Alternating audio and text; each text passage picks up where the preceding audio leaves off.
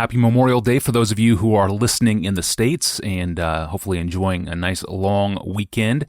And thanks for joining us again on the Ask Pastor John podcast as we enter our week number 280. Week 280 in the life of this podcast. We couldn't do it without you, so thank you for listening and being a part of this project. Thank you for your sustained interest over these years. Well, I recently ran a quick search of the APJ inbox for the words anxiety and anxious. And what I found is that these terms appear in 620 different emails, Pastor John. Anxiety questions arrive for us every single week, and they come in many different forms from many different people with many different stories.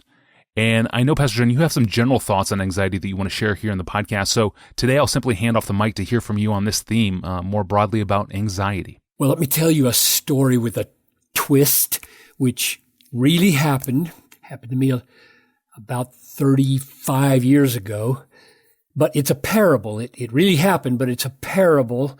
And it made such an impact on me that I remember it to this very day. And it's intended, I believe, for me, and I hope for you, by God, to be instructive about anxiety and to help us live more free from the crippling and witness-damaging effect of anxiety. So back when Noelle and I were in our mid-30s, with 3 children at the time, we eventually had 5, finances were really tight.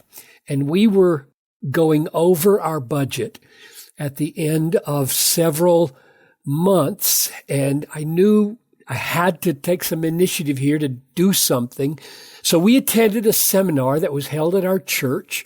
And we discovered that the culprit was the MasterCard, which we had in those days. We couldn't stay on top of what we were using it for. So we cut it up into pieces. Actually, we saved one.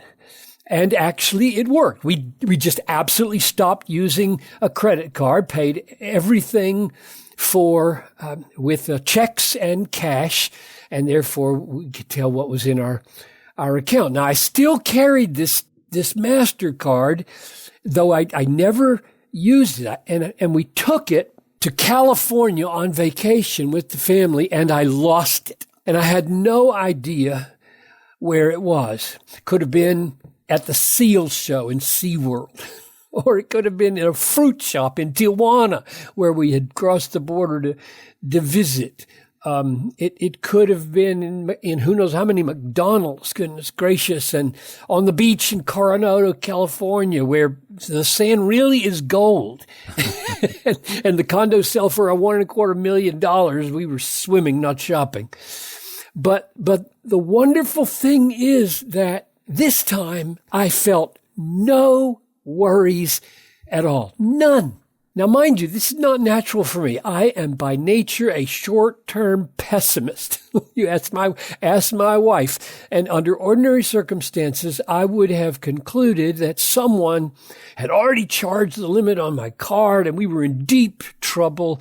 And I would usually get mad at myself or the family, take it out on somebody with frustration indirectly.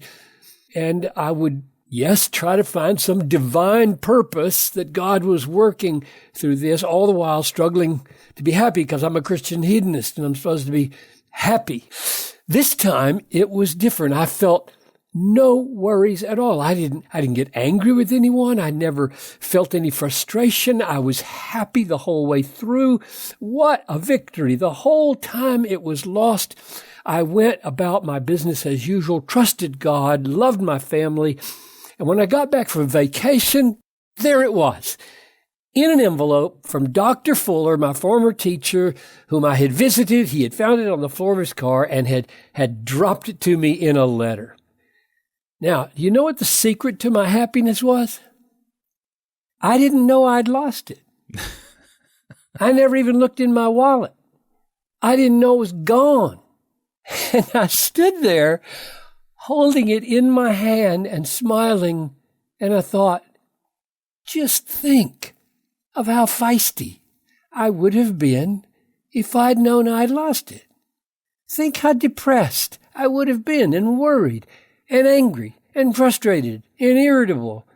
And the whole time, God was covering for me, and the card was safely on its way to Minneapolis, and all my anxiety would have been useless, and all the damage I would have done to people would have been absolutely unnecessary because everything was quite under control. Now I ask, is there not a parable in this for me? It's this.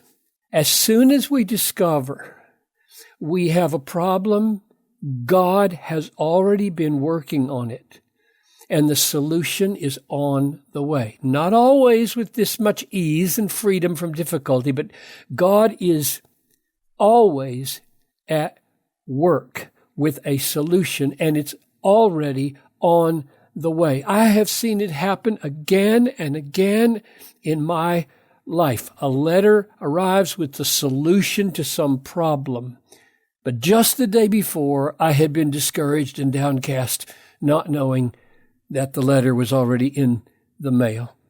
If we believe in the God of Romans 8:28, that all things, this sovereign God, works all things together for good for those who love him and are called according to his purpose. If we believe in the God of Romans 8:28, we will remember that by the time we know a problem exists, God has already been working on it, and his solution is on the way. And yes, he is already working on it before it happens.